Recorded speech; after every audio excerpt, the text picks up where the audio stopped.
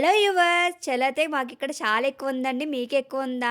అలా ఉన్నప్పుడు ఈ అంటిగ బజ్జీ వేడి వేడిగా చేసి తినండి. చాలా టేస్ట్ ఉంటది. అంటిగ బజ్జీ కావాల్సింది.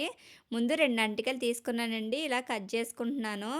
ఇలాగ సన్నంగా, చిన్నగా కట్ చేసుకుంటున్నానండి. ఇలా కట్ చేసిన తర్వాత అరటికాయ ముక్కలు కట్ చేసిన తర్వాత వాటర్‌లో వేసుకున్న అవి కలర్ చేంజ్ అవ్వకుండా ఉంటాయి. తర్వాత వచ్చేసి ఒక బౌల్ తీసుకొని బౌల్‌లోకి శనగపిండి అనేది ఇలా జల్లించి వేసుకోవాలి. ఇలా శనగపిండి అనేది జల్లించుకున్నాక దాంట్లోకి ఒక స్పూన్ దాకా కారం వేసుకోవాలండి. కొంచెం పసుపు, ఉప్పు వేసుకోవాలి. చిటికెడంతా కొంచెం పప్పల సోడా అనేది వేసుకోవాలండి.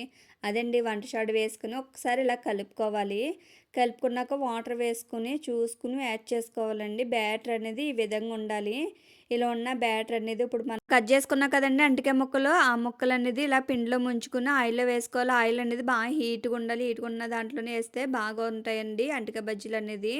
ఈ విధంగా గోల్డెన్ కలర్ వచ్చేదాకా ఫ్రై చేసుకోవాలి. ఫ్రై చేసుకున్నాక ఒక బౌల్‌లో తీసి పెట్టేసుకోవాలండి. మిగతాయి కూడా సేమ్ ఇదే ప్రాసెస్‌లోని వేసేసుకోవాలండి. ఇలాగా అన్నీ కూడా నేను వేసేసుకుంటున్నాను. ఇలా మిగతాయి కూడా అన్నీ వేసేసుకున్నానండి. వేసేసుకున్నాక ఒక ప్లేట్‌లో తీసి పెట్టేసుకున్నాను. ప్లేట్‌లో తీసి పెట్టుకున్నాక బజ్జీ అనేది ఇలా కట్ చేసుకొని అందులోకి ఉల్లిపాయ ముక్కలన్నీ పెట్టుకుంటే చాలా టేస్ట్‌గా ఉంటుంది. ఉల్లిపాయ ముక్కల్లోకి కొంచెం నిమ్మకాయ, కారం, ఉప్పు వేసి కలిపేసి పెట్టుకున్నామండి. ఉల్లిపాయలు అనేది బజ్జీలో పెట్టుకు తింటే చాలా టేస్ట్ ఉంటదండి. బయట కొన్ని కన్నా ఇంట్లో ట్రై చేసుకుంటే చాలా హెల్తీ కదా! ఈ రెసిపీ అనేది మీకు నచ్చిందా? అయితే సబ్స్క్రైబ్ చేసి లైక్ చేయండి. Thank you for watching.